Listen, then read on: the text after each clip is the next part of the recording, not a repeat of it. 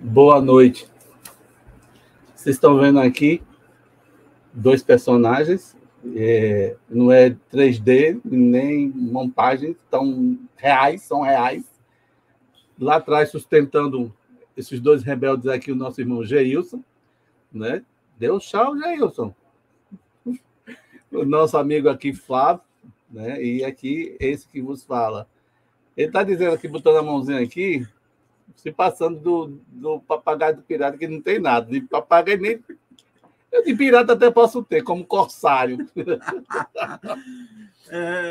Dessa vez eu consegui fazer. Eu estou de papagaio de pirata. Bom, gente, a alegria dele estar aqui na minha casa, né? Vindo de um município que dista aqui de Natal, acho que uns 20, daqui mesmo dá 40 quilômetros. 40 quilômetros. É com muita alegria que a gente recebe, que é uma novidade aqui na minha casa. Isso é uma novidade, isso é uma raridade, é mesmo que peça de museu, eles estarem aqui, velho, ficar olhando. Mas são três coisas que a gente quer comentar na noite de hoje, antes de apresentar a live da noite. Saudando primeiramente todos vocês que estão no chat e vocês que estão na retransmissão. Recanto Espírita, Lar José, TV7, o Reviver Espírita, o Web Rádio Fraternidade e o Recanto da Prece. Eu não esqueci de um. É sobre esse um que a gente vai falar. Temos mais um que está conosco, né, na retransmissão, a 13ª URI de Foz do Iguaçu, né, que está nos assistindo, está fazendo a retransmissão, a gente já colocou, graças a essa pessoa que está aqui atrás, ó. A Geilson, foi ele que elaborou todo o processo, e como Jesus precisou de alguns, a gente precisa de todos, né? De Flávio, de Geilson, para que a coisa ande, além dessa benfeitora, que foi ela é uma regra na exceção, uma exceção na regra que diz o seguinte: se fosse um homem de bem, teria morrido. Ela não foi, não é porque ela era ruim, ela não foi porque Deus teve compaixão de nós três. Né? O Reviver ainda precisa de almas como nossa irmã Regina. E é por isso que a gente traz para a preparação da prece inicial, antes de colocá-la para dar o tiratema do programa, né? Vamos ouvir a prece, canção em homenagem à vinda da nossa irmã que está conosco. E a dizer a Jesus, muito obrigado por não ter nos deixado órfãos dessa pessoa tão doce, que é Regina, lógico, e o nome dela é Rainha, Regina, de latim. Vamos lá. Tu gracia recibí, dulzura y luz. Yo nunca merecí tanto amor. Mi vida renació, se iluminó, de la sombra pasé a la luz. Me abriste el corazón con tu perdón. Mi pecho se inflamó en el ardor con que tu gracia, Señor, mi dolor curó. Ya nunca tuve más temor.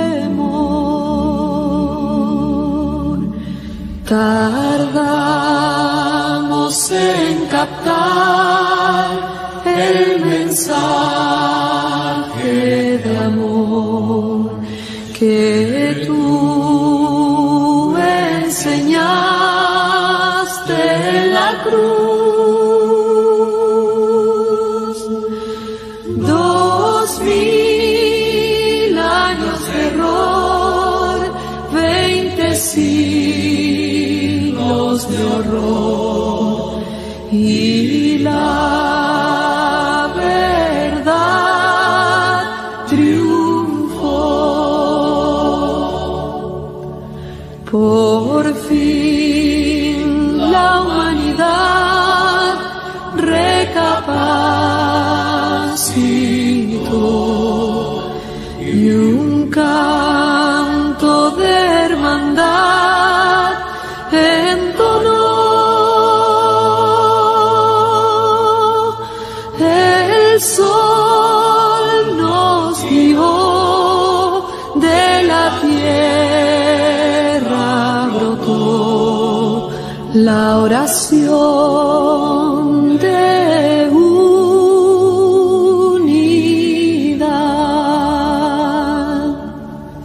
Tu gracia recibí, dulzura y luz. Yo nunca merecí tanto amor. Mi vida renació, se iluminó, de la sombra pasé a la luz.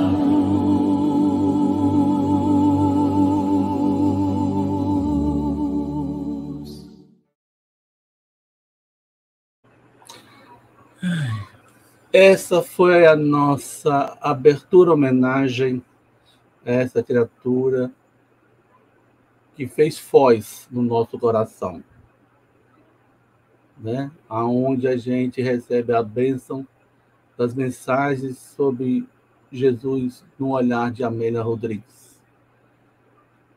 E precisando disso, foi por isso que Deus nos concedeu, digamos assim, a bênção, né, dela permanecer conosco por mais algum tempo.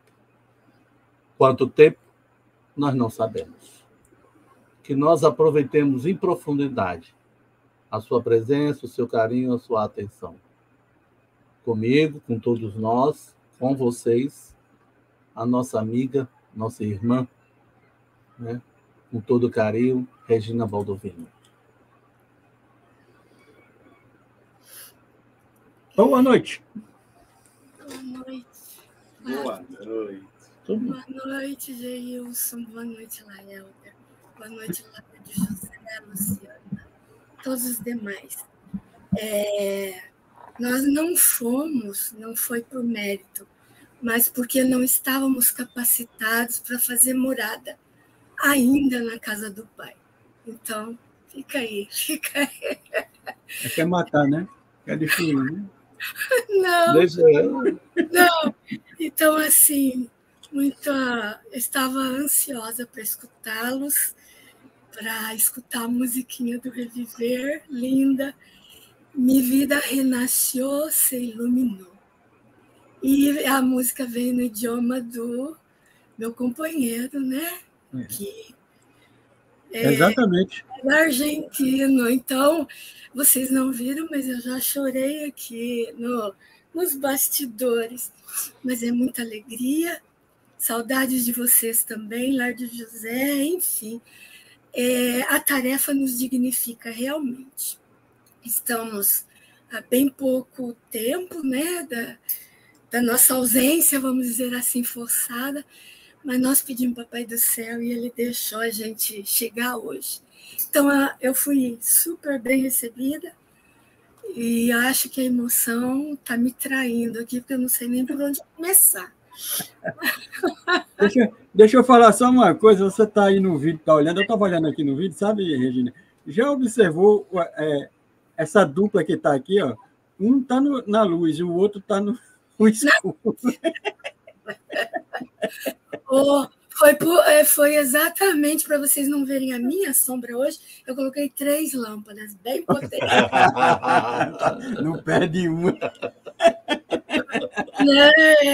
Não é porque vocês ficam se diminuindo. Eu estou no mesmo naipe, por favor. Vamos nos valorizar. Up. Mas, meus amigos, nós podemos começar? Miriam, Podemos. bem-vinda, Miriam. Eu vou botar aqui. Pronto.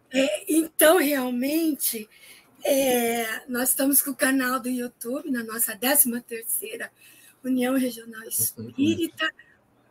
Para nós é uma grande alegria, uma grande honra. Ângela Maté está novamente dirigindo a União.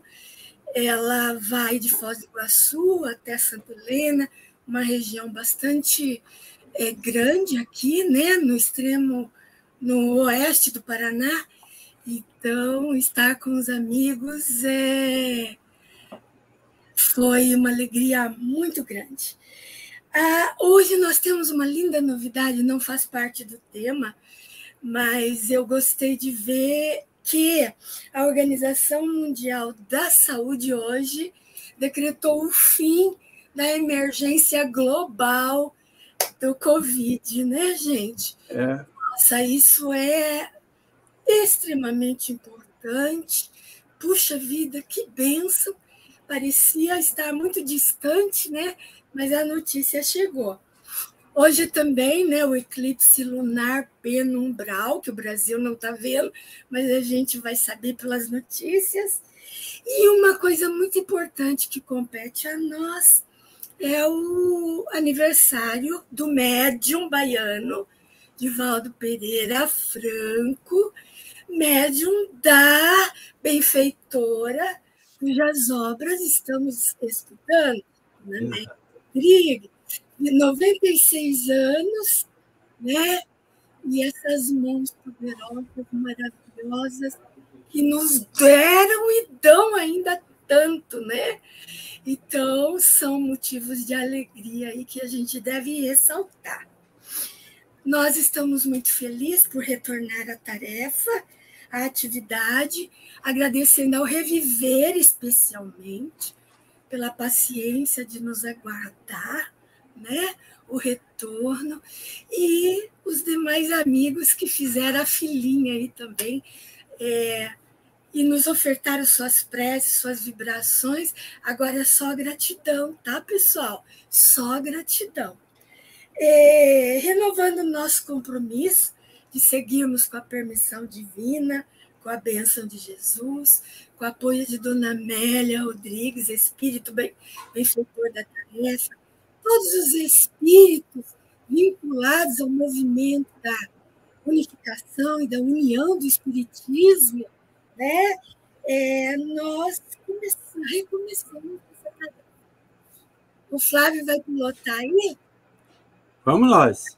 Então, Geilson, depois eu quero saber se você colocou lá no YouTube da 13ª, se você colocou nossa playlist também, tá? Tá autorizado. Ela quer saber se você colocou a playlist dela Depois. Não, aqui é na bucha, não tem boquinha, não. Então, luzes, câmera, ação. Vamos lá. Tá tudo bem? Tá todo mundo me ouvindo, gente? Aqui tá ótimo, viu? Então tá. Então vamos lá para o nosso arquivo. Nós fizemos nosso arquivo, né? O tema pareceu coisa de criança, mas é coisa de criança mesmo. Aquela criança que a gente carrega e ela precisa ser lembrada de vez em quando para ficar leve, assim, a vida, né? Então, proje o quê? Proje o quê? Alguns já ouviram falar porque estiveram conosco na segunda live desse ano, que foi dia 17. Nós ficamos de retornar 3 de março. Não foi possível. Então, hoje, nós faremos uma recapitulação do que foi, Alexandre, do que foi estudado na noite de 17 de fevereiro, mas os amigos do Reviver e as demais retransmissoras têm na playlist lá Proginasma Histórica do dia 17 de fevereiro. Não se esqueçam, porque hoje, 5 de maio, né, já estamos um pouquinho distantes daquela data. Vocês acessem lá e terão toda aquela noite de primeiros estudos. Já vamos pedir licença para, no momento que percebermos que não conseguimos dar continuidade pelas limitações naturais do nosso quadro, nós interromperemos o estudo para continuar na próxima data, que será daqui a pouquinho, 19 de maio. Já estou ansiosa. Então, a gente está só explicando isso, né, para a gente transitar tranquilamente. Então, para hoje o quê? Proginasma Histórica. Ah, que é isso? Lembrando que as nossas fontes de consulta não fogem da doutrina espírita, tendo a obra basilar nesse estudo, o Evangelho segundo o Espiritismo, não sem consultar também o Livro dos Espíritos e demais obras. A Gênese, né, nos Milagres e Predições, segundo o Espiritismo, então olha lá. E o Antigo e o Novo Testamento, e o nosso kit, a compilação das 10 obras de Dona Amélia Rodrigues, ok? Relembrando 17 de fevereiro, então, nós temos coisas novas também a falar. Lá nós demos um calendário para 2023. Então, os encontros ocorreram em fevereiro, 3 e 17, março e abril não aconteceram. Estamos voltando hoje, dia 5, já falamos que 19 estaremos também aqui, junho 2, 16 e 30, julho 14 e 28. Esperamos não ter recesso, salve o Papai da Vida, decida diferente, né? Nossos temas, falamos lá, são todos esses que estão aí. Os olhares dos amigos serão mais rápidos do que se eu os ler, né? Eles talvez não sejam temas isolados conforme eles estão aí. Talvez a gente faça uma mescla, né, para acelerar o estudo, mesmo porque contamos que os companheiros recorram às obras, né? Então, tudo isso vai ser interessante. Os discípulos, né? O que a Dona Amélia fala de diferente ou de novo, né, sobre os discípulos? Simão Pedro, seu irmão André, né, Felipe, os irmãos Bonerge, que são todos aqueles discípulos, mais tarde apóstolos. E nós falamos lá que proginasma, em português, significa preâmbulo, prefácio, preliminar, prólogo. Aí alguém pode perguntar assim, mas então, por que Dona Amélia não escreveu preâmbulo? Gente, Dona Amélia é uma educadora. Ela foi na última existência e continua sendo, né, no plano espiritual. E aí, proginasma veio lá do grego desos, né? E que significa tudo isso aí. Mas desos vem de deses, que é atar. E aí a gente vai procurar, vai a fundo procurar, e atar o quê? Lá na literatura grega, o dicionário fala que são exercícios preparatórios. Então, atar os temas, né? Fazer links, modernamente falando, né? Para os estudos atuais, né? De Dona Amélia Rodrigues. Então, ela foi pontual. E ela enseja a nossa perseverança em buscar o que ela quer dizer. E se nós formos lá na página Proginasma Histórica, que está no livro, Quando Voltar à Primavera, a gente vai verificar que ela faz uma proginasma da proginasma.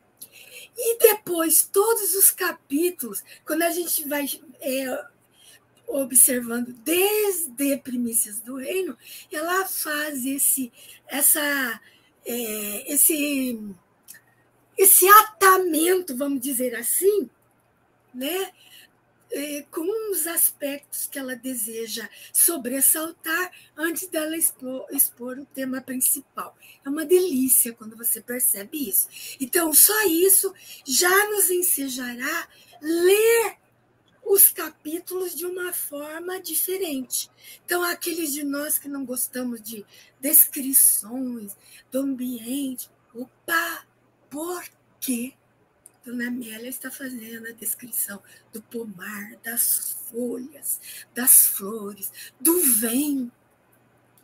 Além de ser poetisa, por quê? Tá? Então, isso é importante, gente.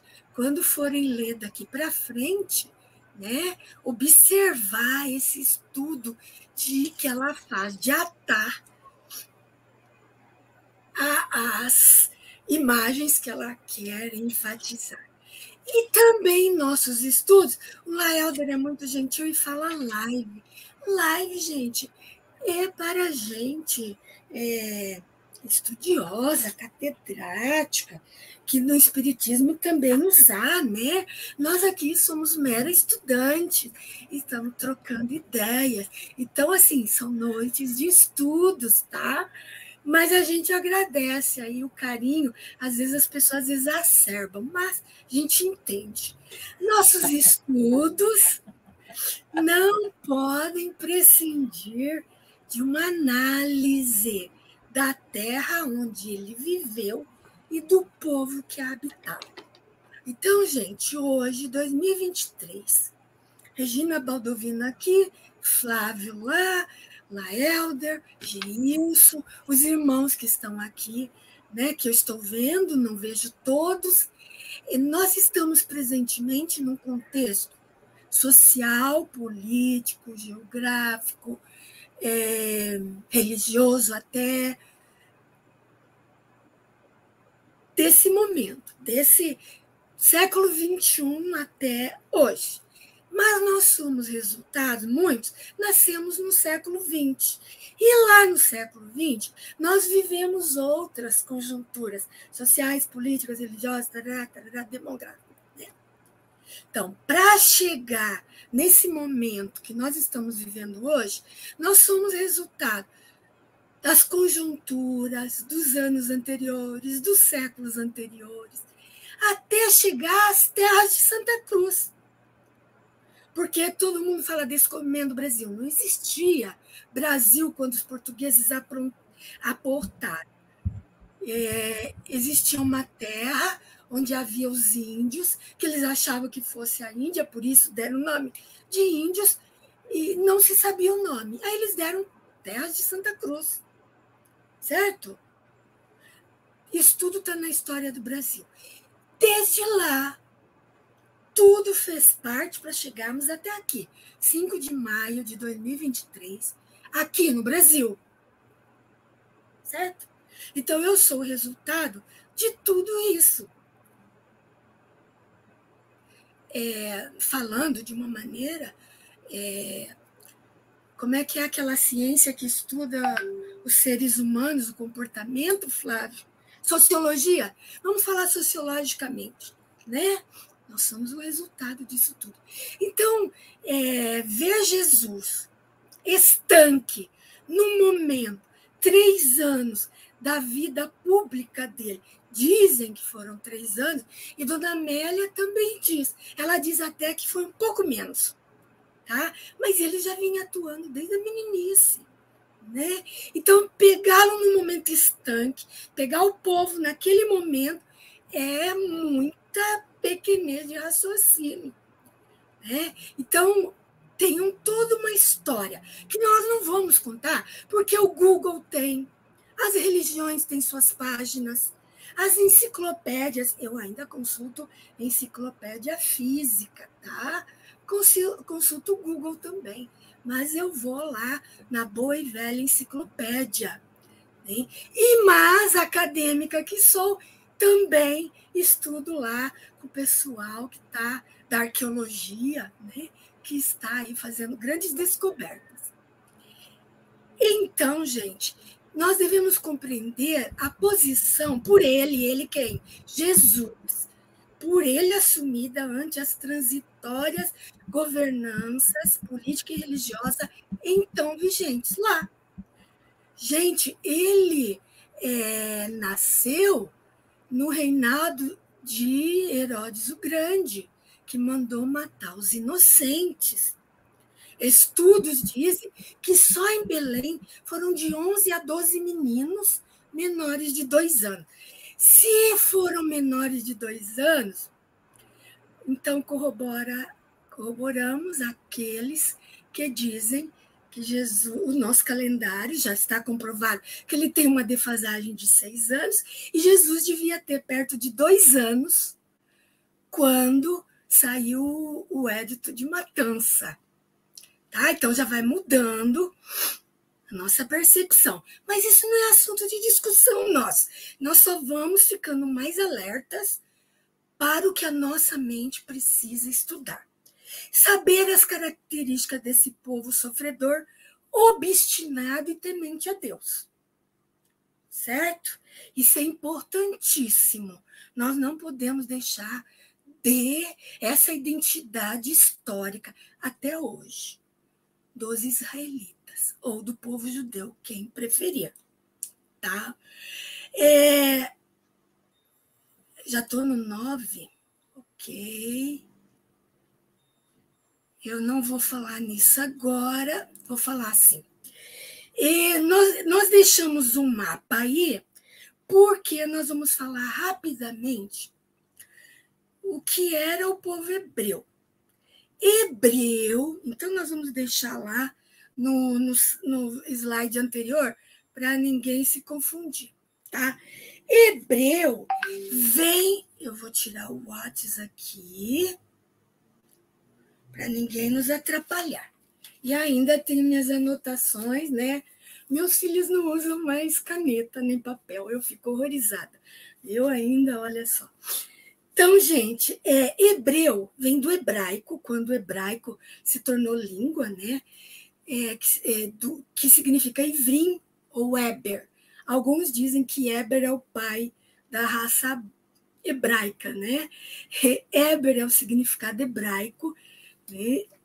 De ivrim também, que significa povo do outro lado do rio. Povo do outro lado do rio Eufrates. Nós falamos lá em 17 de fevereiro. Consultem lá. Ou aquele que veio de outra margem, da outra margem. Então, quando Abrão, que saiu lá do sul da Mesopotâmia, hoje a gente chama Caldeia, mas a gente não sabe exatamente de onde. De Ur, desculpa. Ele saiu de Ur, mas não sabemos exatamente a região que era. Hoje, Caldeia, né? Ele veio e encontrou ali. Quem que ele encontrou ali no que mais tarde viria a ser chamada Canaã? Ele encontrou os descendentes de Sem. Quem era Sem? S-E-M. Sem. Desculpa, de Cam. Cam era um dos filhos de Noé. Lembra do dilúvio de Noé? Né? Cam era um filho junto com Sem e Jafé. Gente, vocês vão perdoando essas pequenas correções, que faz parte do momento que nós estamos vivendo. Ainda anotada, a gente faz uma confusão assim. Então, lá, quando Abraão vai lá para o que se chamaria Canaã, Canaã não era um país chamado Canaã, tá? Era cheio de assentamentos, né, nômades, lá descendentes de Cã. Essa história também, com divergências de autores, de filiações religiosas e de datas, principalmente, estão contadas por aí, né? E aí, então, quando Abraão sai de Ur e vem para aquelas terras, estão lá esses assentamentos. Abraão será mais tarde chamado Abraão, né? Abrão será mais tarde chamado Abraão. Abrão será mais tarde chamado Abraão. Muito bem, quem era Abrão? Ele era filho de Terá, neto de Naor e pai de Isaac e Jacó. Lembra aquela briga, Esaú e Jacó? Então, ele foi pai de Esaú e Jacó. E o bisavô dele era Naor também. Tá? Então, toda essa linhagem também vocês encontram. Gente, eles chegam ao absurdo de dizer que Abraão viveu mais de 200 anos. Alguns colocam a data dele 1813 a 1638. De Isaac, seu filho, né? Que depois ele foi pai de Jacó, Esaú, Josué, Judá, Perez e Benjamim. Esses nomes se repetem. Isaac viveria de 1713 a 1533. Se nós aceitarmos a tese das idades pelo calendário lunar, ok, né? Mas pelo gregoriano, que é o de hoje, impossível, né, gente? Não é verdade, Flávio? Você já estudou lá sobre isso, né? Isso. Isaac será o pai do terceiro patriarca da raça, que foi Jacó. Aí eles dizem que ele nasceu em 1653 a 1503. Dona Amélia não fala isso, não. Nós estamos trazendo como pesquisa nossa. Ela não fala, ela não entra nesses detalhes que realmente são motivo de rixas que não tem sentido, né? Mas Jacó, com 4 mulheres, 2 esposas e 2 servas, né? Ele teve N filhos e filhas, registrados as filhas, né? A esposa Lia, Raquel, as esposas Lia, Raquel, Bila e Zilpa deram os filhos Rubem, Simeão, Levi, que vão formar depois as tribos. Levi não forma tribo, ele forma ele e seus descendentes cuidam do sacerdócio da raça, certo? Depois do templo e tudo mais. Eles são os levitas. Então, eles não têm um assentamento, uma tribo.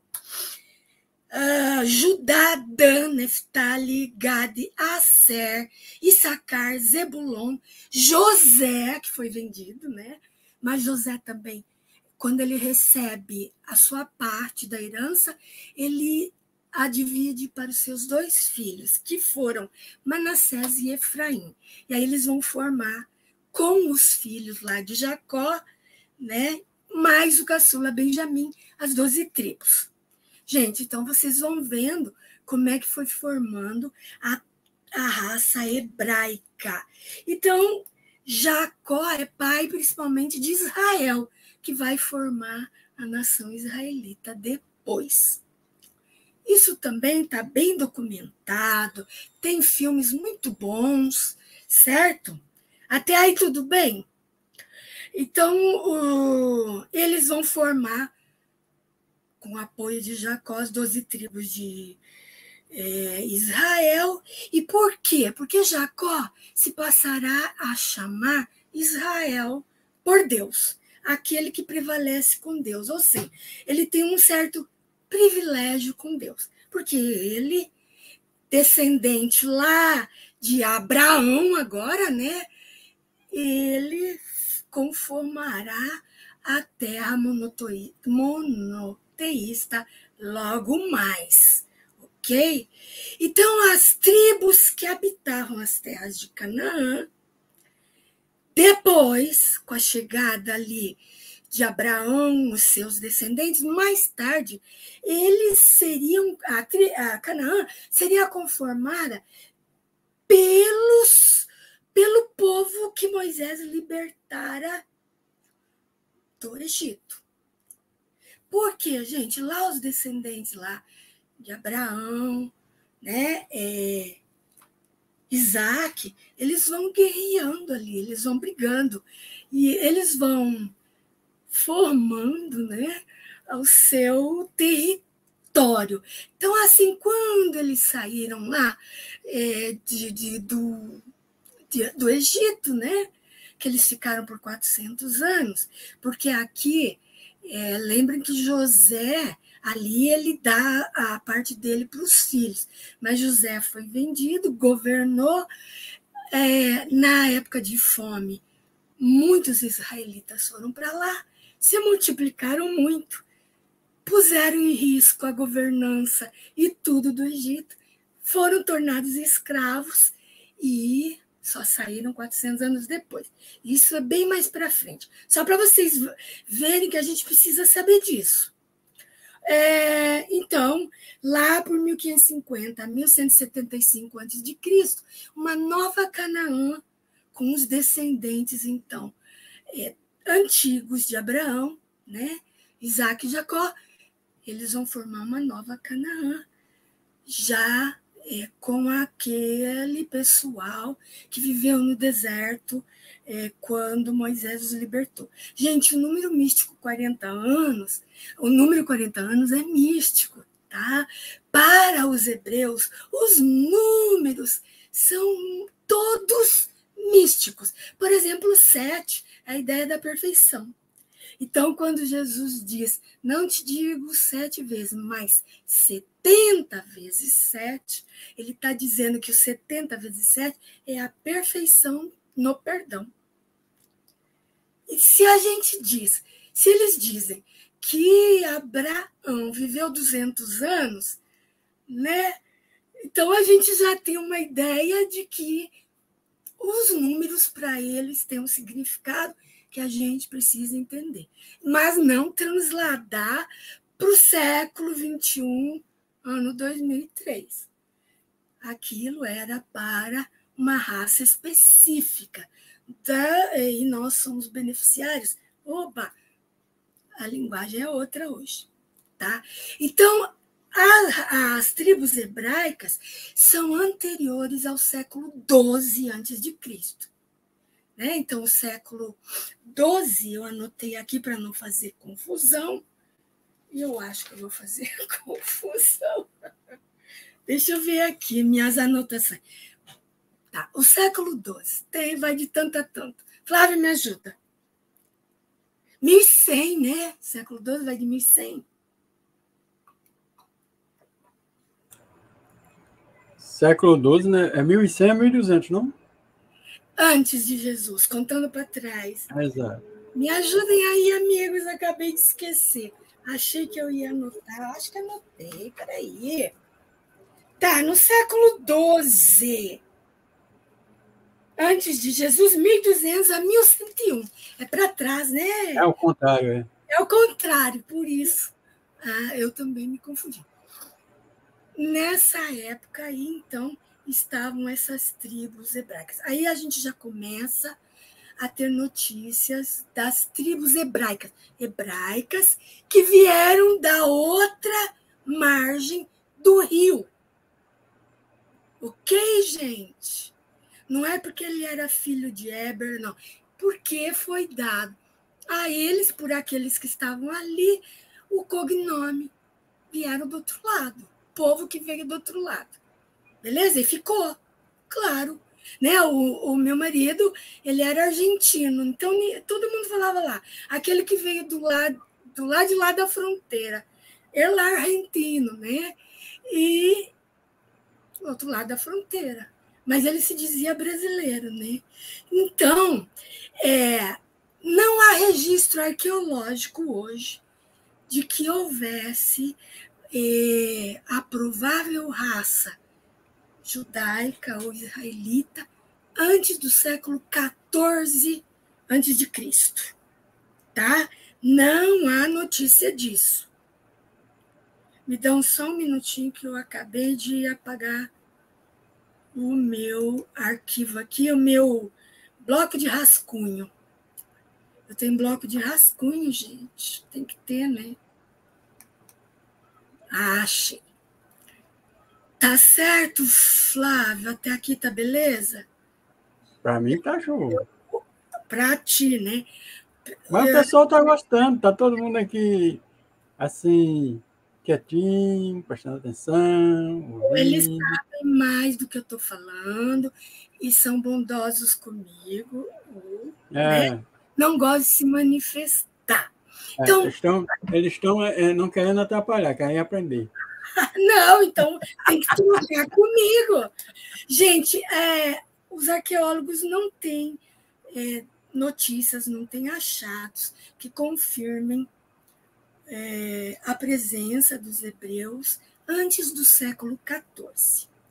E então, alguns irmãos protestantes dizem que ali Jerusalém, que seria Jerusalém mais tarde, era chamada Terra de Salém, depois foi dos jebuseus, depois foi dos israelitas.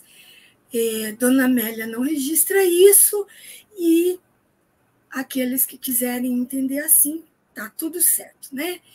Então, as tribos de Jacó, as 12, sob a tutela de um rei, Saul, depois, né? Filho de Quis, da tribo de Benjamim, ele vai reunir todas essas tribos. A gente talvez fale um pouquinho depois, mas um pouquinho. E ele foi também o primeiro rei do reino de Israel, depois de unificação por Saul. Davi, que foi sucessor de Saul, então aqui a gente já está falando dos descendentes, né? Dos descendentes. Jacó, que daí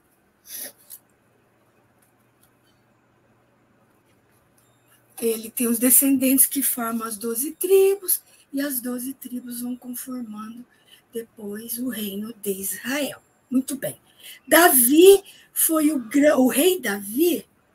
Gente, ele não lutou com um gigantão, não. Isso é uma metáfora, tá? Mas ele venceu o gigante filisteu lá. Então, foi o grande estruturador, aquele que consolidaria os reinos que foram divididos antes dele. E aí ele toma e torna Jerusalém sua capital. Tá? Lá nós mostramos a Jerusalém quando ela foi dos jebuseus. Jebuseus, né, significava Jebus, pisada.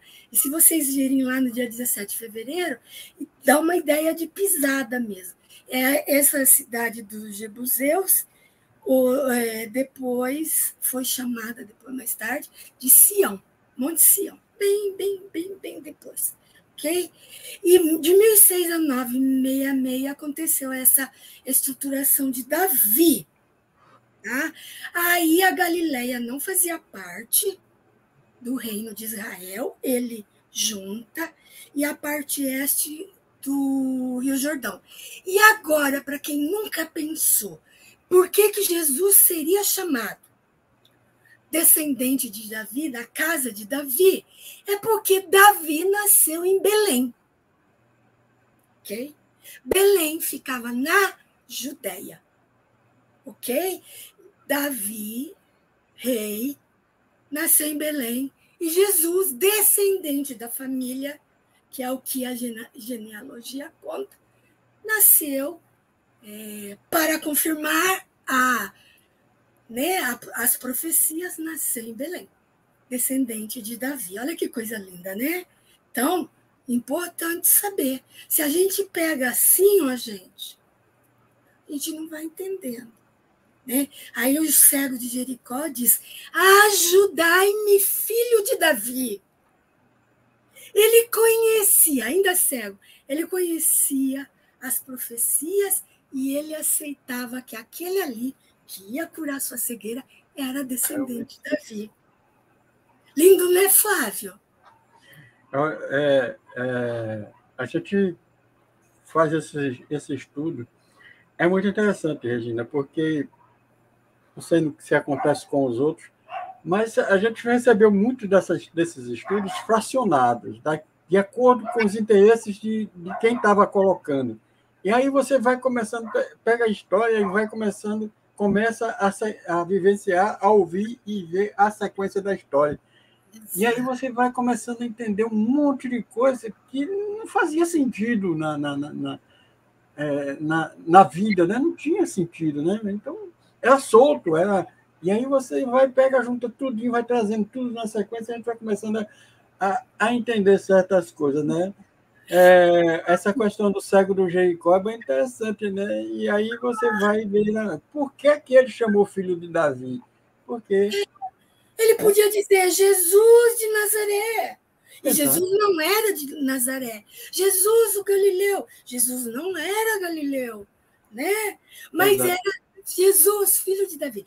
Gente, nós, no Espiritismo, precisamos estudar com mente acadêmica, com mente aberta, imparcial, sem preconceito, tá?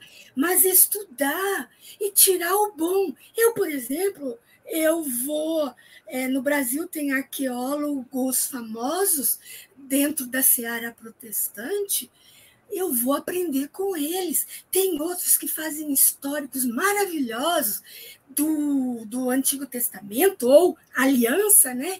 E eu vou aprender com eles. Só que daí fica aquela vozinha assim, ó, não fique aí. O importante é Jesus. Mas aqui nós estamos fazendo uma proginasma.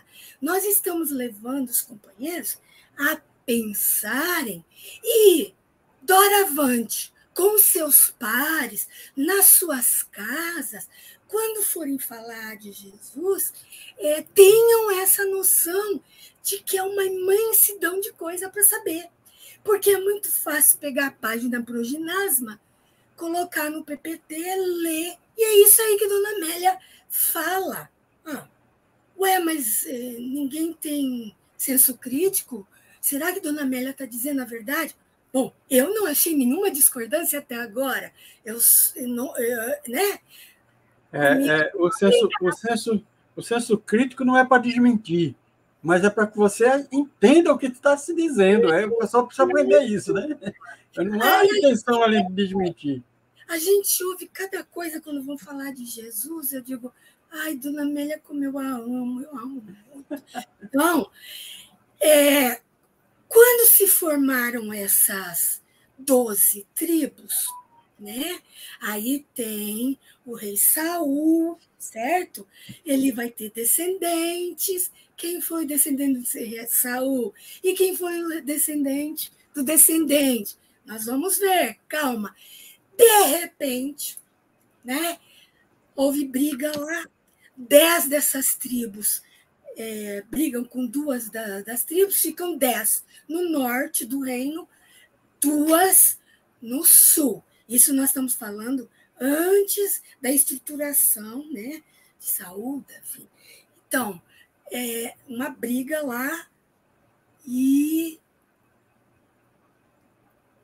se desentenderam, um reino para lá, um reino para cá. Mas não vamos andar muito à frente, não. O reino do norte, com seu centro administrativo, Samaria e tal, tinha rivalidades e disputas com os povos circunvizinhos, especialmente os de Damasco, que ficava na Síria, certo? Aí vejam, né, a ingerência que a Síria fará depois. Enfraqueceram o reino do norte e quase o dizimaram, gente. Então, o reino do norte, reino de Israel, tá? Quase foi dizimado. Por isso, a briga mais tarde, quando eles voltam dos cativeiros, eles estão mesclados com os povos, e o reino do norte, reino de Judá ou Judéia, né, não aceitava aquela miscigenação, né, não aceitava aquilo tudo.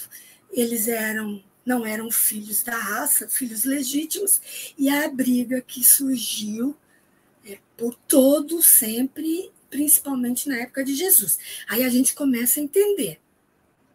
Nós estamos dando saltos, tá, gente?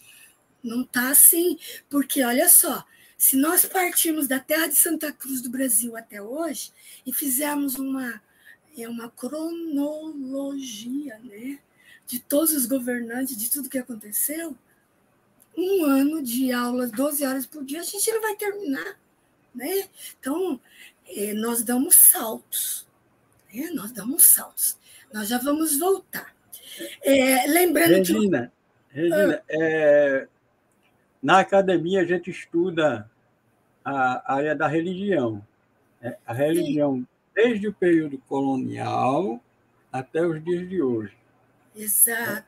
Aí é a única matéria, religião no Brasil. No período colônia, é a única disciplina que atravessa o curso todinho. Para você ter uma ideia. Isso só no Brasil. Imagina se você vai contar, vai pegar ponto a ponto, tudo.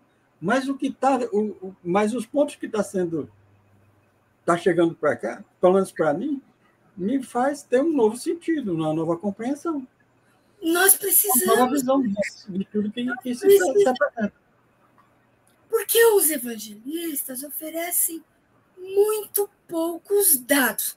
Opa, ressalva, vamos ser justos, aquilo que foi aceito, né, como registro dos evangelistas na parte ocidental,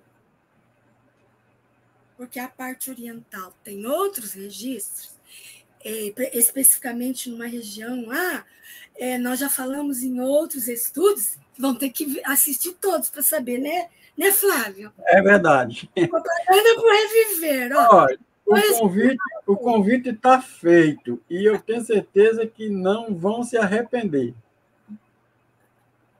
Então, o que eu estava falando antes? Nós precisamos entender tudo isso, precisamos compreender, porque esses registros que chegaram são limitadíssimos, né? Para você ver, Dona Amélia Rodrigues fala até que Marcos foi o último a escrever o Evangelho. Se você cogitar, né, de pensar, é a lógica, gente. Se você for pegar Marcos, que idade ele tinha, a sua ascendência no tempo de Jesus, ele não pode ter sido o primeiro evangelho. Mateus, um erudito. Lucas, copiarem de Marcos, que registrou a memória de Pedro. O senso lógico não deixa, mas isso é outro capítulo. O Reino do Norte, então, das 10 tribos, em 722 a.C., foi esmagado por Sargão II da Síria.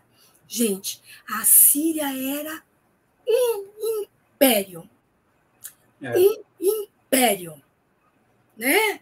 Inclusive, teve uma das rainhas lá que deixou seu nome marcado. Isso a gente vai deixar para o Fábio falar um dia aí. É verdade. É verdade. O terceiro patriarca, então, foi o patriarca do povo de Israel. Eu estou passando aqui minhas anotações. Daí, então, vem Davi, aquele lá que derrotou com uma... né? Dizem, né, gente? Bom, pode ser uma pedra na parte frontal lá da pessoa. Não duvido, não. Mas tá. E Davi, fora toda a história dele, né? Ele foi um excelente legislador, um poeta do Antigo Testamento, os Salmos, os Cânticos, né? Enfim. E resvalou, como todo espírito, né? Inserido na carne, como nós, né? Resvalou também, mas os méritos dele nós não devemos tirar, né? Ele teve várias esposas, várias concubinas, por razões políticas, né? E com a Batseba, uma das rainhas lá que foi visitá-lo, né? Ele teve 2 filhos, um morreu. O segundo, que era o 10º dele na linhagem, né, de sucessão, vamos dizer assim, foi quem? Salomão. Vejam que a gente não está seguindo a ordem cronológica, a gente está contextualizando. Salomão foi o 10º filho de Davi. Em seu reinado, Salomão, 970 a 930 a.C., 40 anos só. Tá? Então, não dá para dizer que o camarada viveu 200 anos, 140 anos. Gente, se fosse assim, o reinado seria... Né? Ele construiu obras notáveis, por exemplo, como o templo, né, daquela época. O templo foi construído em 7 anos, de 966 a 959. Destruído depois reconstruído, né? Esse templo perpetuaria o nome dele. Então, o Templo de Salomão. Nós temos uma réplica no Brasil. Você vê que chique, né? Então, uma crítica, uma réplica. Na verdade, gente, não existem dados de como era esse templo. Eles basearam nos relatos, né, dos anciãos que estão lá no Antigo Testamento e fizeram aí um esboço. Não há. Então, tá bom? Se alguém disser. Então, tudo são conjecturas. Até o templo que foi destruído pelos romanos, pensemos. E ali, esse templo, toda a raça se orgulharia através do templo. Porque esse templo passou a ser o centro de unidade nacional de Israel, ou o Reino Unido de Israel. Ele foi chamado Grande e Sábio Rei. Aquela historinha das duas mulheres, né, que queriam o bebê, não é meu, não é meu, não é meu, corta no meio, é dele, é verdade, tá? Olha a sabedoria. E foi ali que Batseba ficou encantada pelo rei, e aí, né, bom, a história registra. Então, o Templo de Salomão foi grandioso, importante e ainda é. Eu até falei no dia 17 que, pelo que a gente anda escutando, talvez os israelitas de hoje tenham o plano, a ideia, se já não estiver, né, a caminho de reconstruir o templo. Olha a Regina falando, hein? Regina Baldovino. Não tem registro, menos ainda em Dona Amélia. Registra 5 de maio, Regina falou isso, 5 de maio de 2023, opinião dela. Tá. Salomão morre, governou 40 anos por eles, pelo calendário deles, né? Após a sua morte é que ocorreu essa divisão aí, que eu falei, das 10 tribos, das 2 tribos. O reino de Israel, ficou chamado Reino de Israel, foi a tribo do norte, as 10 tribos que se reuniram. E esteve sob a governança de Jeroboão. Jeroboão não era filho de Salomão. A gente escuta isso. Ele era chefe dos servos da tribo de José. A tribo de José, entenda-se, dividida nos 2 filhos dele. Né? Então, prestando atenção nisso, tá bom? O reino de Israel na tribo de José. E Jeroboão, então, foi o primeiro rei de Israel, ou Efraim, como era conhecido na época, após essa divisão. E Roboão era filho de Salomão. Ele não quis escutar a demanda do povo que pedia para reduzir o horário de trabalho, que era escravo mesmo entre eles, e para reduzir impostos, como se fosse possível, né? Qualquer semelhança é mera coincidência. A gente tem que fazer essas ilações sem julgamento, não é? Então, Roboão disse, de jeito nenhum, ele, pelo contrário, ele aumentou a taxa, ficou escorchante. Então, se dividiram, né? E aí o governo dele foi de 931 a 915 a.C. Olha, gente, lá atrás. Então, nós vamos vendo o seguinte. Quando você estudar lá, Flávio, quando o Marquês de Pombal, no assunto religião, acabou com os jesuítas no Brasil, fechou as escolas, expulsou, fechou as escolas religiosas. Isso teve ressonância depois ou até hoje no nosso povo? Teve sim, porque na sequência ele não teve como manter. E aí abriu mão, e hoje a gente sofre por essa abertura que ele teve que fazer. Então, eu citei só uma coisinha. Exatamente. Só uma. Quando a gente estuda a história de Allan Kardec, está lá a doutrina dominante inferindo na escola. Ele não aceita. E tchau, né? Fiquem vocês. Até hoje mudou em 88, na verdade mudou em 96, mas até 96 o ensino religioso, quando se abriu para todas as religiões, é facultativo. As pessoas escolhiam se queriam ou não, né? Então, por conta do quê? Por conta justamente dessa ação que ele tomou, que seria interessante, mas que não teve como sustentar. E aí teve que ceder para a religião predominante na época. Então, esse é só um dado. Então, imagina o que isso ia criando na descendência desse povo, que, pelas profecias, receberia o Messias libertador. Olha, tá? Então, a gente fala do monoteísmo, né? Mas o monoteísmo foi registrado até mesmo antes de Abrão sair da Mesopotâmia.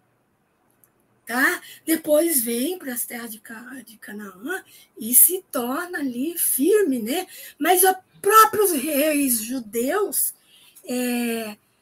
nessas uniões por casamento, através do casamento, por questões políticas, vão dando abertura a esse monoteísmo. Casada com rainha tal, deixava... O Deus da rainha... O Deus da rainha, ela ia lá e tinha o altar dela, né? Tinha lá as coisas. E isso ia criando um sincretismo inadmissível para os fervorosos, ortodoxos, vamos dizer assim. Então, ali, gente, de amarelo, as 10 tribos ou o reino de Israel.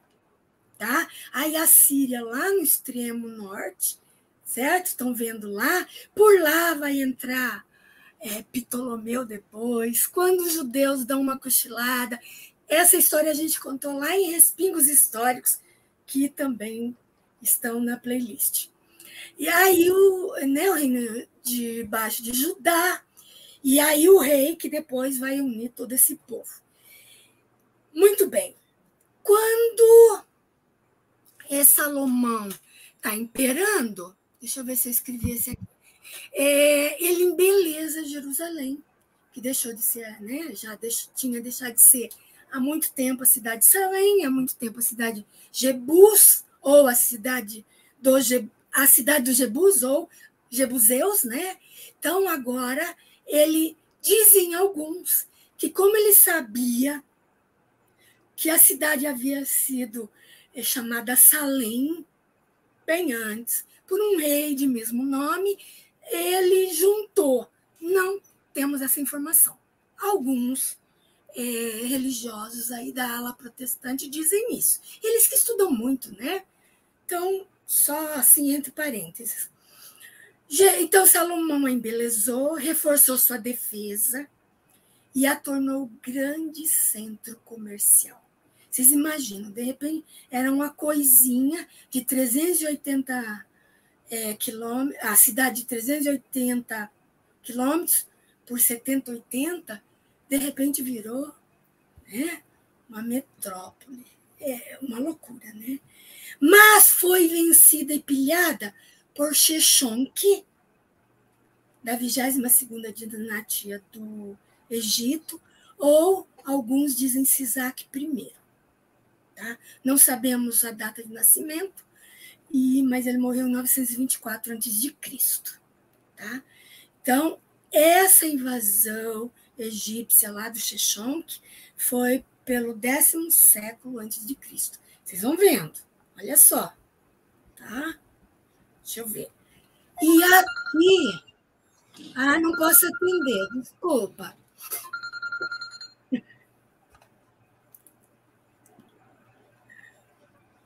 Posso continuar? Pode. Não é para mim, né? Tá bom. Suzana, Miriam, Kátia, todos os outros aí. Que lindo, viu o nome de vocês. Ali, então, está o Reino Unido de Israel, certo? Quando Saul consolidou, estruturou, né? O rei Davi foi adiante, enfim. Vamos lá, vamos ver o que temos. Falando um pouquinho mais de Jerusalém, tá? Vocês viram que a gente não gosta muito dessa cronologia que tem por aí, né? A gente vai e volta, tá? Mas é a propósito, tá, gente? Para instigar e o pessoal saber. Aí, de repente, a Regina errou. Corrija a Regina, faz favor. Vale ressaltar que não se chega a um consenso sobre as datas. Tá? Cada autor, cada estudioso vai dizer uma coisa, vai dizer um outro século. Por isso que Dona Amélia não entra muito nisso, ela dá só os dados. Nós vamos caminhando para finalizar isso, porque nós teremos que voltar. Tudo bem, Flávio? Jerusalém, enquanto cidade lá embelezada, ela foi sucessivamente roubada. Hoje nós diríamos roubada, né? Porque houve agressão, né? Houve violência, certo? Pelos filisteus, que eram povos lá, descendentes lá das antigas raças, né? Depois do Egito também. Pelos árabes, gente, pelos árabes, primos e irmãos dos israelitas, mas brigam até hoje, né? Por povos errantes do deserto. E no reinado do rei Oséias, que foi ali por 759 a 714 antes de Cristo, sofreu um terremoto, tá? E Oséias foi, então, o 19º e último rei de Israel, enquanto tribo lá do norte, tá? Antes desse reino unido, ok? Então, se fala muito no rei Oséias, o último rei do reino do norte, reino de Israel. E sofreu um terremoto lá, e é verdade, a arqueologia confirma, muita coisa se perdeu, muito documento também se perdeu, e, né, Nabucodonosor II, ali estão os anos 642 a 562 a.C., rei da Babilônia, destrói Jerusalém por ódio por volta do VI século. E aí as fontes são mais ou menos unânimes em confirmar 586 a.C. Você imagina, você mora em que cidade, Flávio? Eu esqueci. Oi? Eu estava aqui no argumento com o seu Laelder. Que cidade você mora? Ceará Mirim, aqui no Rio Grande do Norte. Lá? Oi? Quantos habitantes tem lá? O último censo deu 78 mil habitantes. Nossa, a cidade é até grande. Ela tem 4 ou 5 distritos grandes, né? Tá, Principalmente a área litorânea. Mas ela tem com certeza ela tem um centro no centro. A identidade da cidade, que deve ser católica. Positivo, inclusive lá tem o santuário, atualmente tem o santuário de Nossa Senhora da Conceição. Muito bem. Então, vamos supor que lá a terra do Laelder, por odiar o santuário, a crença que a sua cidade tem, a identidade que a cidade tem, vai lá e destrói a cidade, destrói o santuário. O que vai ser da identidade do povo daquela cidade? Ele vai sofrer um impacto forte, né? Mas assim, ela vai ficar dependente dos mais antigos, que vão trazer os relatos de como que era, do que eu quero, mas sempre como a gente não tem o hábito, atualmente não tem o hábito de fazer esse tipo de relato, vai ter sempre algumas coisas que vão se perder pelo meio de caminho. Não, mas você imagina, eu moro aqui na fronteira. Se houvesse o perigo de um dos dois países invadir a cidade, a nossa identidade, mesmo que não sejamos da cidade, mas criamos raízes ali, através do casamento, sei lá, da profissão, né? De repente, isso é tirado de você. Você vai ficar um tanto quanto... A sensação, não sei, mas é mais ou menos de suspensão. Está suspenso no ar, tá sem ter... Aí você tem a ideia de um Deus justo, misericordioso, bom, e que deixou destruir a identidade religiosa do povo. Você entende? Isso, gente, tem que ser levado em consideração. Era golpe em cima de golpe sobre a raça, até hoje. Não estamos colocando a raça como coitadinha, nem nada. Pela lei de causa e efeito, há um porquê. Nós já estudamos em A Caminho da Luz, nós sabemos o histórico.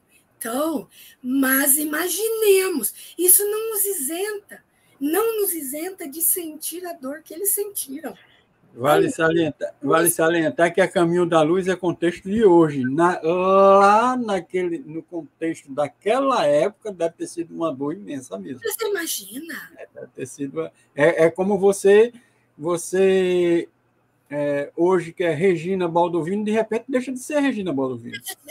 Vai ter que deixar de ser Regina Baldovino. Exatamente. Então, você vai percebendo, né, gente? E aí muitos fogem daquele local. Muitos fogem, tem que ir para outro lugar. E como é que fica isso tudo? Daí Ciro, o rei dos persas, ele fica meio amigo dos judeus, tá, gente? Em 559, 530, ele vence Nabucodonosor, que foi terrível. Nós sabemos a história desse rei, né?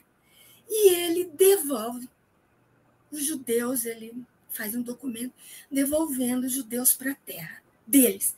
Aí os judeus têm de voltar, aí já estou chamando os judeus, né? Eles têm que voltar, porque Jerusalém está na região da Judéia, o reino está unificado, e aí a gente já pode dizer Judéia ou Israel, está tudo certo. Eles voltam e a identidade religiosa não existe. Eles têm que reconstruir. Naquela época, conseguiu se ter, né, se recuperar de certa maneira, porque eles tinham o hábito de transferir os conhecimentos através do verbo. Não tinha escrito, né? Não havia muito escrito, então, eles conseguiam transmitir exatamente. O famoso telefone sem fio lá funcionava perfeito, não era igual o nosso aqui, não. Mas as orientações que estão no Velho Testamento sugerem que não devia ser construído um templo, que o templo seria toda a casa do Pai. E eles construíram, né? Pois é, mas essa é outra história. Aí, É a questão da interpretação, né, que se faz. Mas Jesus, depois, ele salienta para a samaritana. E ele diz, a salvação tem de vir dos judeus. Agora a gente entende. Por que tinha que vir dos judeus? Ele era judeu, da casa de Davi. Exato. E ele era a salvação. Então, a salvação vinha dos judeus. Se você não estuda, você não sabe. Então, para os últimos minutos, Jerusalém, a cidade, sofreu o peso e o jugo de Alexandre Magno, dos Ptolomeus, Alexandre Magno, Ptolomeus, Seleucidas, dos romanos. Termina que Tito derruba, né, Jerusalém e o templo, principalmente, no ano 70. E sofreu a injunção da diáspora. Eles tiveram que se espalhar pelo mundo em 132 da nossa era. Só foram se juntar como reino de Israel de novo em 1948. Estão lá pelejando ainda, né? Estão brigando. Mas aconteceu que, antes de tudo isso aí, em 325 da nossa era, Constantino, homenageando Jesus e os seus dias, fez a cidade cristã. E o Regina Baldovino, não acho que ele se tornou cristão. Não acho. Há aqueles que afirmam. Eu não acho, sabe? Mas é só um acho. Por aquilo que a gente viu da história de Roma, enfim, tudo mais, tá bom? Ainda bem que eu encontrei alguém assim que se. Porque na minha impressão, ele não se transformou em cristão. Ele foi simpatizante, aí é outra história. Ele tornou, né? É comum, porque romanos havia muitos convertendo-se à fé. A fé, enfim, e vale dizer que a mãe dele era cristã, ela não se tornou cristã porque ele... né, não, ela já é. Então. E aí a mamãe pressionou, e o filhinho, o imperador... Mas assim, pela conduta e as características, ele não tinha... E naquela época, ser cristão era ser cristão. Era até aí, depois daí... Depois mudou. Negócio. Depois desandou. Lembra que lá no dia 17 nós falamos que quando nós passamos de perseguidos a perseguidores, aí nós destruímos o cristianismo. Está lá. Está no mundo maior. E está também a caminho da luz. E de fato começa lá, e de fato começa justamente naquela época, quando ele aquece, quando ele transforma o cristianismo na religião do reino, aí a coisa desandou. O livro Esquina de Pedra, de Wallace Leal Rodrigues, que é autor daquele livrinho E para o Resto da Vida, ele conta ali o último sacrifício que foi feito numa região lá, não vou contar, de 40 jovens que não abjuraram da fé cristã. O último. Era o último reduto do cristianismo, porque já tinha virado catolicismo. E nós falamos lá no dia 17 alguma coisa sobre catolicismo e cristianismo. Não dá para falar mais. Gente, então, quando Roma, né, está através de Pôncio Pilatos gerenciando, né, o povo judeu ou israelita, Jesus estava ali entre eles. Lembrando, Herodes, que não era judeu, o Grande, morre em 4 a.C., aquela região é assumida por Arquelau, pior que o pai, que é deposto, ele é mandado para Viena, também como foi mandado Pilatos, ao exílio, tá? E aí ele manda Pôncio Pilatos. Aí Pôncio Pilatos não tinha ido para o exílio ainda, tinha ido Arquelau e outros. Então, Jesus, quando os pais vêm do Egito, que não sabemos que região do Egito, quem disser que sabe, está jogando, não sabe. Eles vieram para a Judéia, mas reinava Arquelau.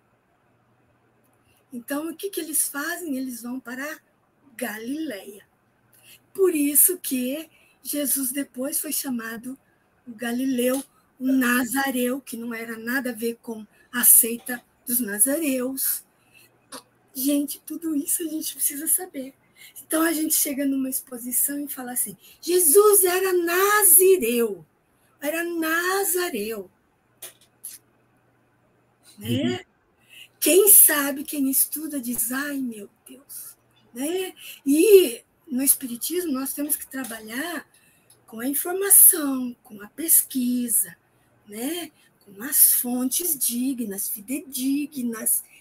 Não vamos falar sem saber. Eu corro o risco de errar a data, dados, ok. Mas, como dizem os professores, é melhor errar na ortografia, mas não na doutrina, né? É o isso. Mas não fala isso. É melhor errar no português, mas não na doutrina. Então, nós não podemos errar. Então, no período em que as tradições de quem, gente? Judaicas, sofriam a influência helenizante, que nós já falamos em estudos anteriores, e a interferência humana, que faz toda a diferença no contexto, né, que modificaram singularmente os hábitos, os costumes, a política, nasce Jesus, então, sob Roma. A modificação não se deu depois de Jesus. Era um processo, gente, desde os Macabeus, que a gente já falou. A revolta dos Macabeus, de 169 a.C. para cá. Tá? Então, nasceu Jesus nessa conjuntura. E por que é importante saber? Nós vamos parar aqui. Porque aí, voltando lá na proginasma, vamos voltar lá, aí nós vamos, voltando na proginasma,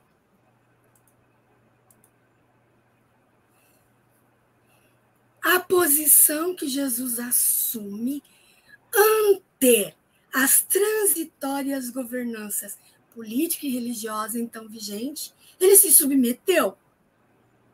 Será? O que ele fez? Ele compactuou? Então a gente precisa saber disso. Saber as características desse povo sofredor, obstinado e temente a Deus. E Jesus sabia, porque ele vai até os samaritanos. Não é? Ele vai para fora das terras de Israel, ou terras judaicas, não é? Gente, tudo isso é importante. Por que ele foi até a Sírio-Fenícia? A gente precisa saber, a gente não pode falar sem conhecimento de causa, fontes fidedignas. E aí Jesus, como foi que Jesus transitou em tudo isso? Jesus olhou tudo e disse, que lindo, mas esse reino é transitório, eu não vou me preocupar com isso não. O que será que ele fez? Ou ele não fez? A gente começa a pensar, né? A gente começa a pensar. Se recentemente fizeram manifestações a favor de A, B, como é que o povo não se manifestou, gente? Como é que isso não ocorreu? Né? De que forma Jesus se manifestou? Então, a gente começa a entender a proginasma. E um texto sem contexto é um pretexto. Um pensador brasileiro diz, texto sem contexto é pretexto para mentiras. Ele fala, e é verdade. É verdade. Para heresias, para julgamentos, para tudo que não seja o bem. Um texto sem contexto é um pretexto. Paremos para analisar isso. Não precisa colocar autor, não precisa estudar autor. Gente, olhar acadêmico, Kardec é o nosso exemplo. Um pedagogo. Acadêmico. Temos que ter mente acadêmica e coração, né? Coração de Jesus. Então, gente, nós retornaremos dia 19 de maio e já vamos deixando nosso abraço, nosso carinho, nossas felicitações pelo Dia das Mães, que será dia 14. Quando voltarmos já terá passado. É todos os dias o nosso dia, né? São todos os dias, mas nesse dia especial a gente tira uma casquinha, beija mais, abraça mais, fala mais, passeia mais, né? Então todas as mães merecem. Nosso carinho. Flávio, devolvemos, se não tiver nenhuma consideração. Eu achei que não ia nem falar tudo isso e falei. Oi. Olha, eu vou te colocar só uma aqui, que eu venho aqui, deixa eu só achar, viu? Susana. Oh, cadê você, minha? Cadê você? Cadê?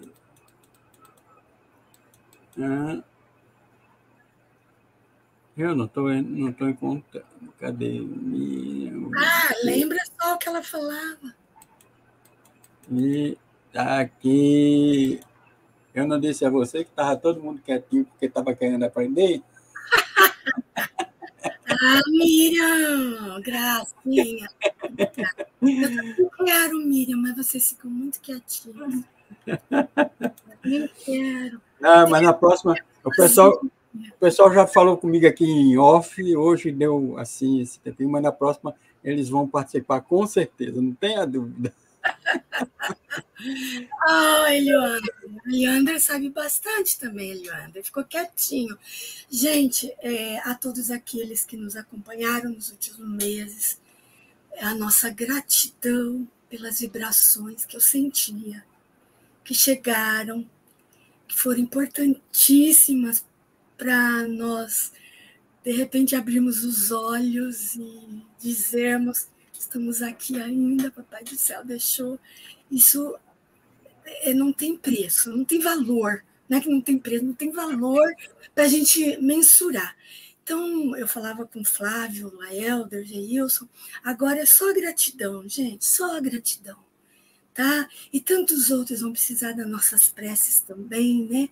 Precisamos ter esse olhar carinhoso, amoroso, de sustentação na prece mesmo, à distância, que é maravilhosa. E nós, no Espiritismo, não podemos duvidar. Então, Lar de José, a gratidão é minha por acompanharem hoje. Papai do Céu existe, gente. Papai do Céu é bom. O quase morte é real. É aquilo que falam e muito mais. E abrir os olhos e ver os seres amados chorando de felicidade. Não tem palavras.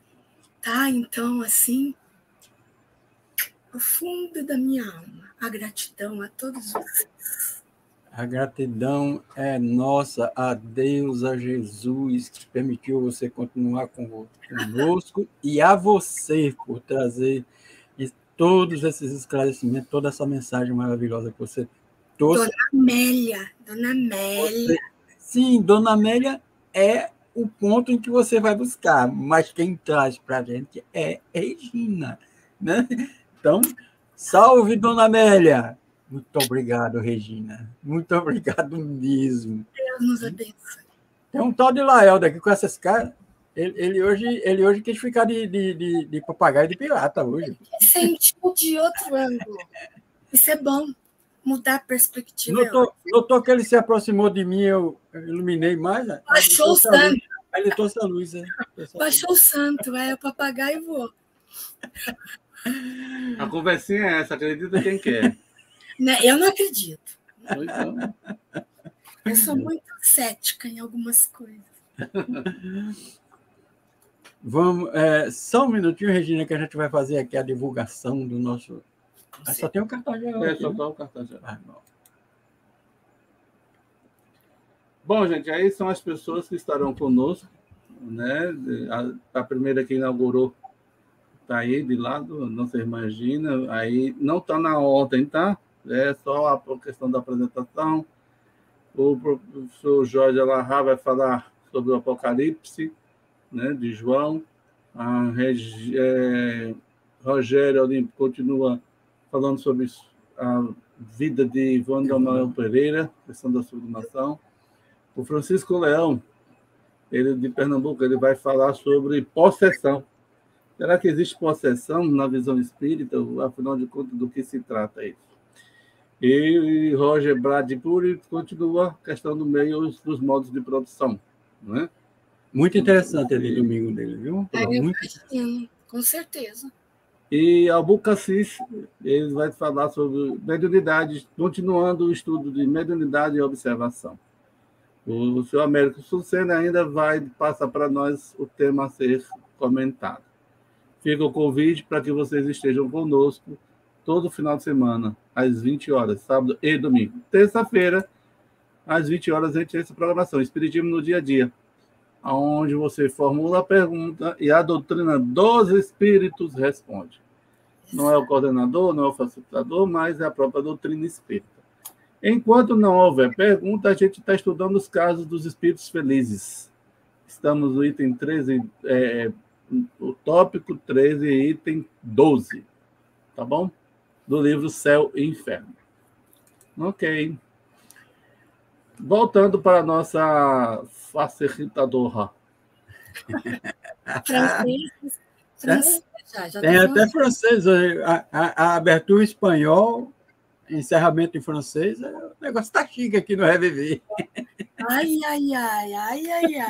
Nossa, tá ficando chique demais. Uai, diria o Hélio André, que é lá de Minas. Uai, tá chique demais. Né? Então, Regina, fica aqui o nosso abraço, o nosso carinho. Esteja conosco, né, cada vez melhor. Ela já disse aqui o... Recuperada dia 15. 19, não? 19. Eu só estava testando para ver se eu estou ligado. Um abraço a todos, o pessoal da retransmissão, dessa terceira UERN aí de Foz do Iguaçu, que está... Uri. Uri. É Uri. Ai, Uri. Um abraço, Regina. A gente vai colocar mais uma vez a nossa música, mensagem, em homenagem a essa luz que caiu nesse canal. Deus te abençoe, minha irmã. Obrigado. Tu gracia recibí, dulzura y luz. Yo nunca merecí tanto amor. Mi vida renació, se iluminó, de la sombra pasé a la luz. Me abriste el corazón con tu perdón. Mi pecho se inflamó en el ardor con que tu gracia, Señor, mi dolor curó. Ya nunca tuve más temor. Tardamos en captar el mensaje de amor que tú enseñaste en la cruz. 2000 años de error, 20 siglos de horror y la verdad triunfó. Por fin la humanidad recapacitó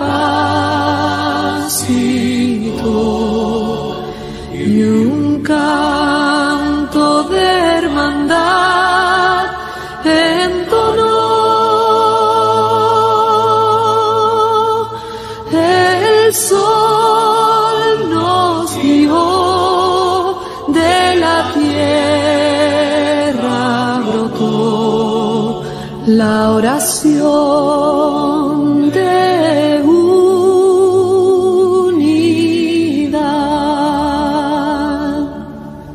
Tu gracia recibí, dulzura Yo nunca merecí tanto amor.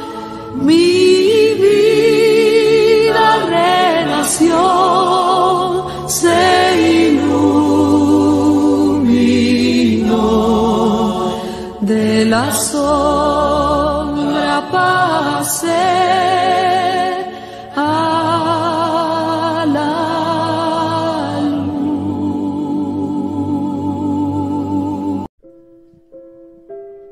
Jesus, o maior